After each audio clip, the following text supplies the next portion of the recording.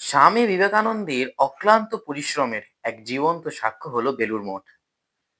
1893 সালে বোম্বাই থেকে স্বামীজি জাহাজে করে আমেরিকায় যাত্রা শুরু করেন। 30শে জুলাই শিকাগো পৌঁছান এবং 11ই সেপ্টেম্বর উদ্বোধনী বক্তৃতায় sisters and brothers of America বলে শুরু করতেই 2 মিনিটের করতালিতে ফেটে পড়ে সমগ্র মঞ্চ।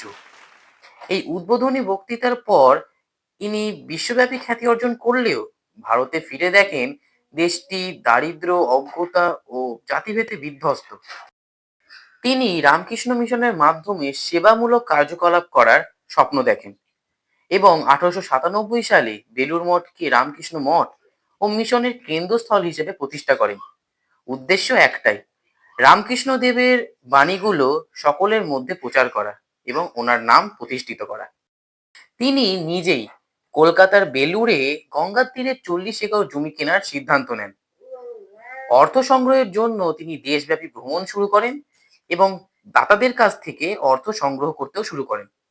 1899 খ্রিস্টাব্দের 14ই মে বাংলায় 1306 বঙ্গাব্দ 31শে বৈশাখ আনুষ্ঠানিকভাবে বেলুড় মঠ উদ্বোধিত হয়। ওনার চিন্তা ছিল ধর্ম শুধু তপস্যা নয়, দরিদ্র দুঃখীদের সেবাই ঈশ্বরের আসল আরাধনা। তিনি বেলুড় মঠকে সর্বধর্ম সমন্বয়ের প্রতীক হিসেবে দেখতেন, যেখানে হিন্দু, খ্রিস্টান, মুসলিম সকলই সমান গৃহীত। তিনি চেয়েছিলেন এই বেলুড় মঠ হোক চিকিৎসা, শিক্ষা ও দুর্যোগকালীন সাহায্যের কেন্দ্র, যা ভারতকে বিশ্বের নেতৃত্ব দেবে।